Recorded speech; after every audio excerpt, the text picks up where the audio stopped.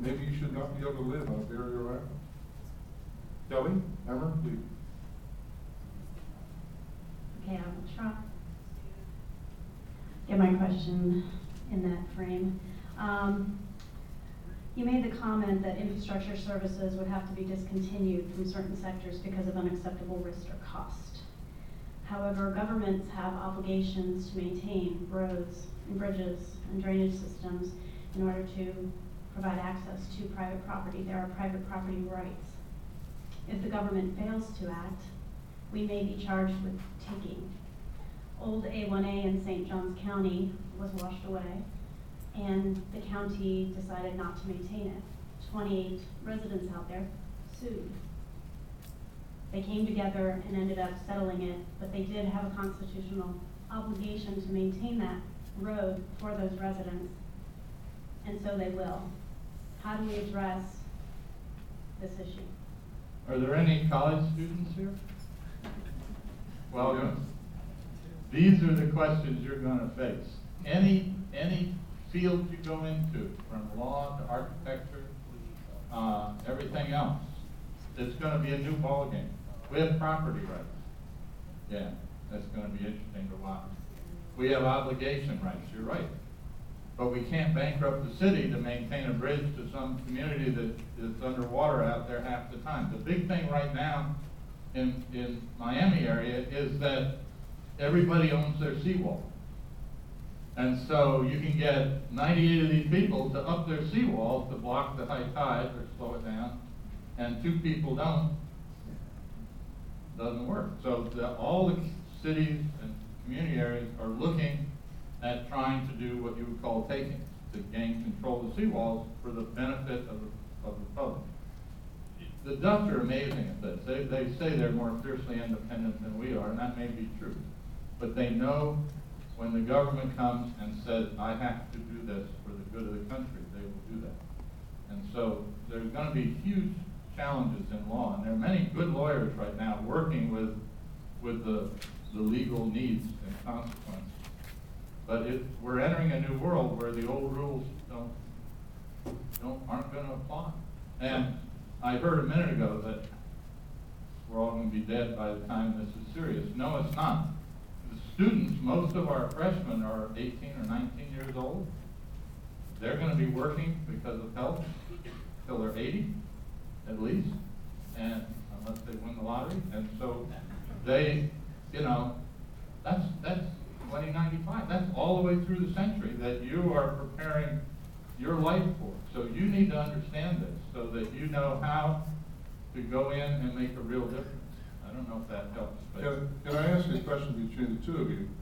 Are you saying you should change the constitutional responsibility of government to the citizens based on a rational understanding of the risks that have been described so beautifully?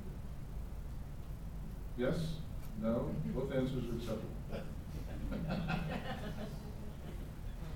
By the way, I'm not a lawyer.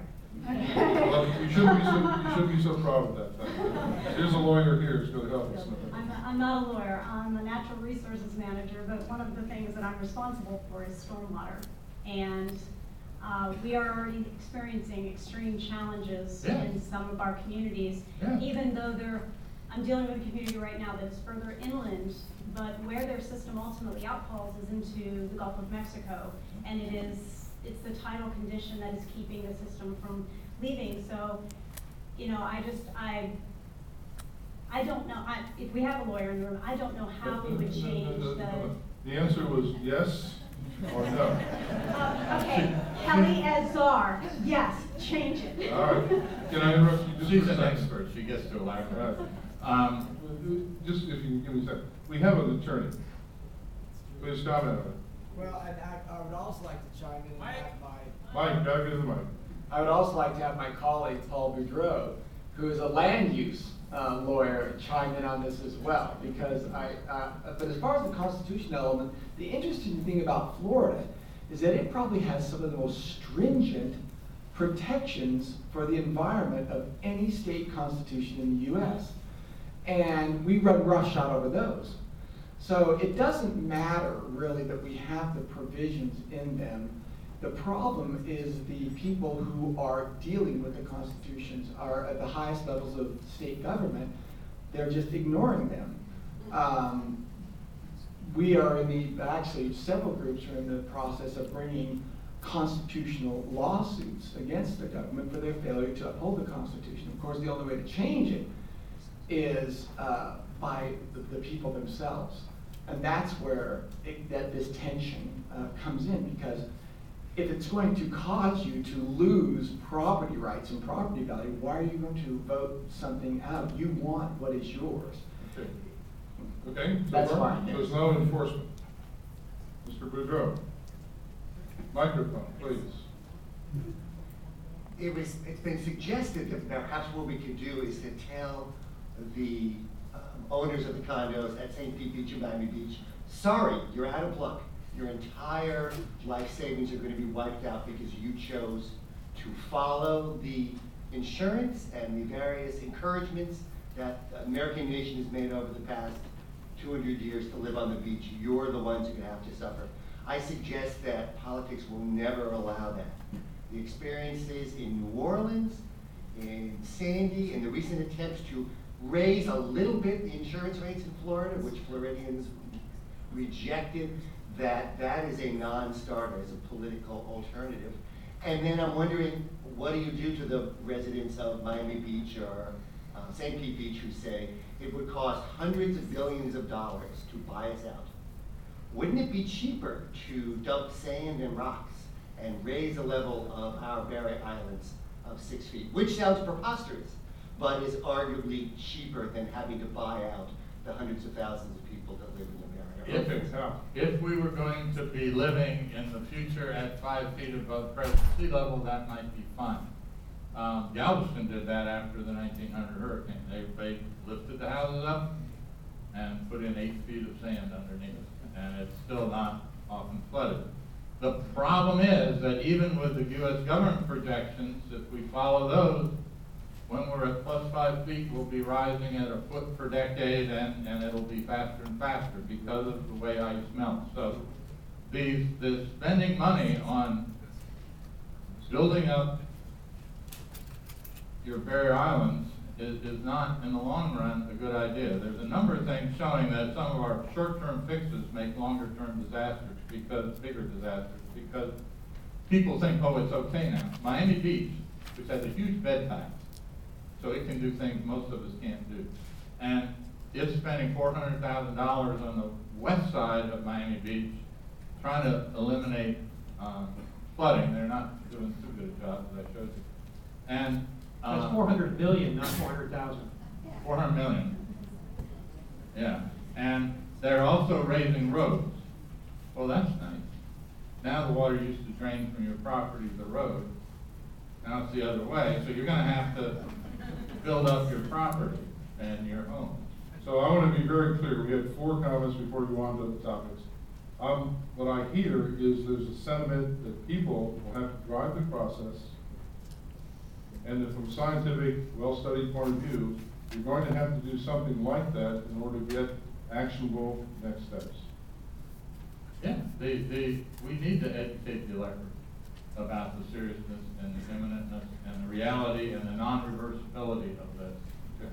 And by the way, we have to get hold of climate change. We have to stop putting fossil fuels in. We have to start pulling CO2 out.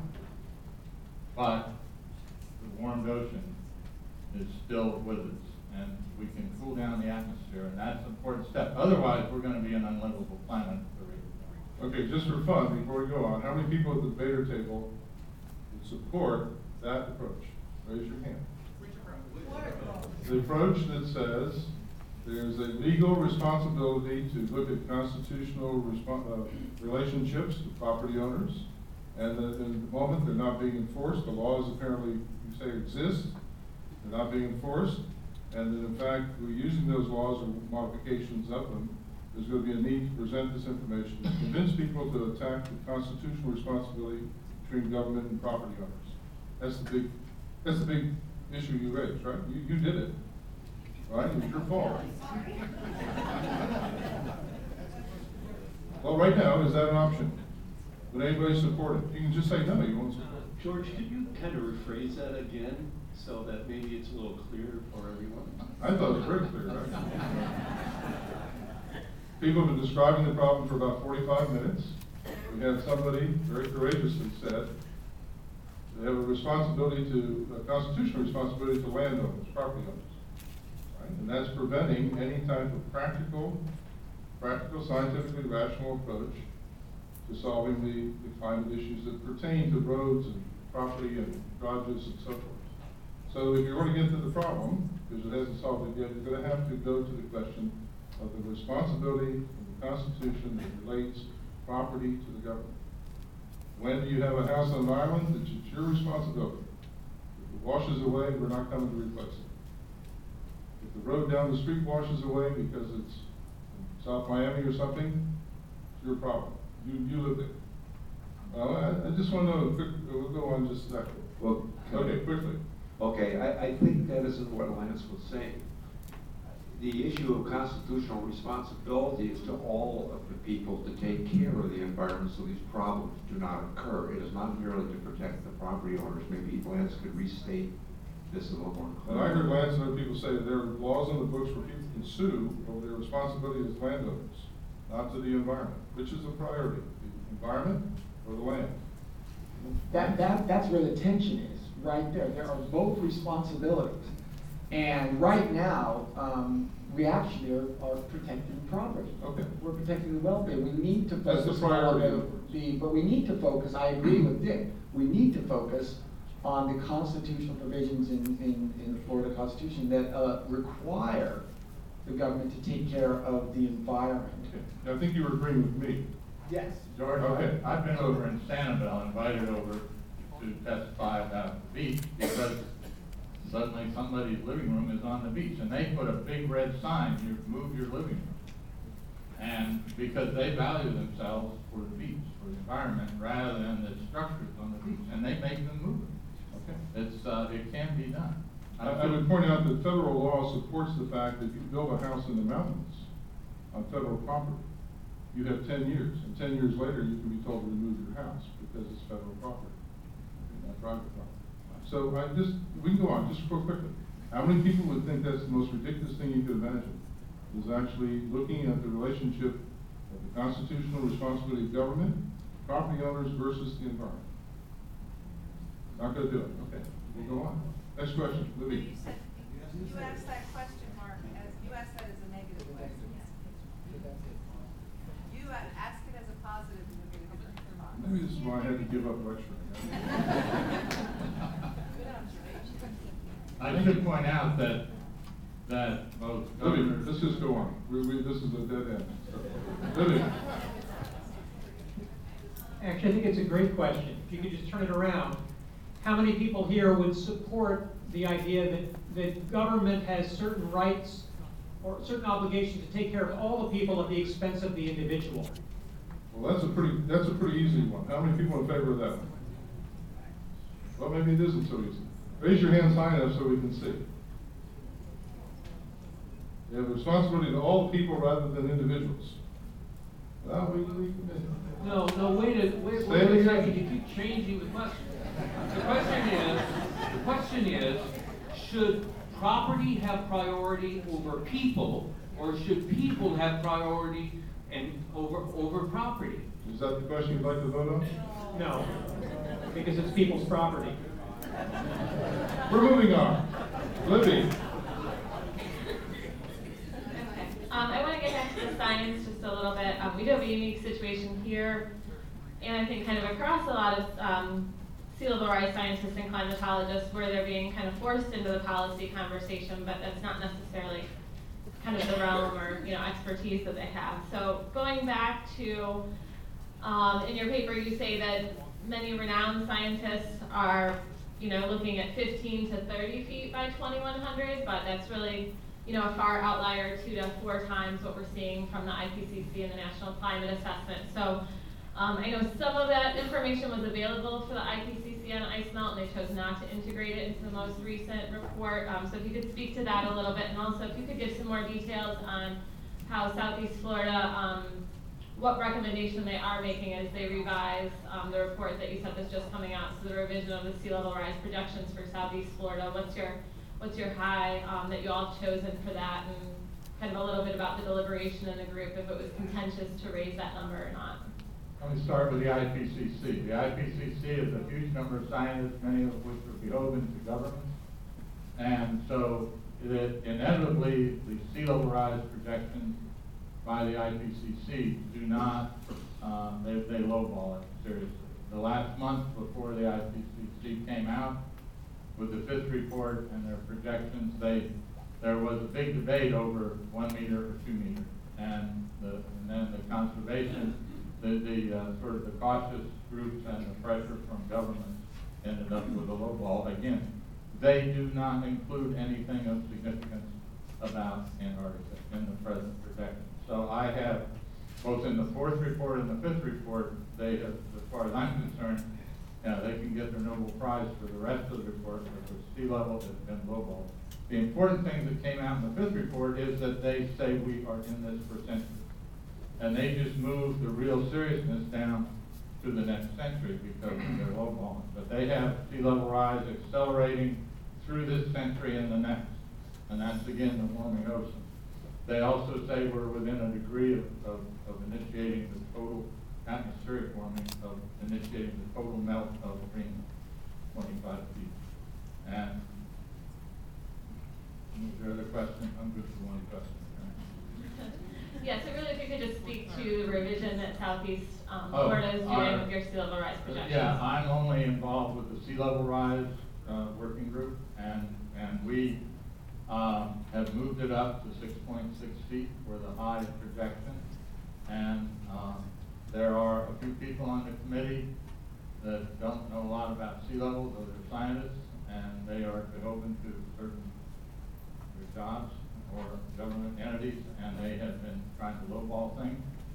But we're up to 6.6 feet. It's sort of a 3.5, 3.8 to 6.6 feet.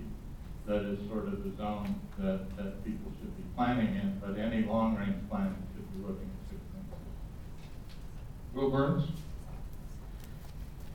So, I start with the assumption that politicians are going to listen to the loudest and most powerful constituencies they have, and it seems what happens most of the time. So this role of public education as driving political decision-making strikes me as very important.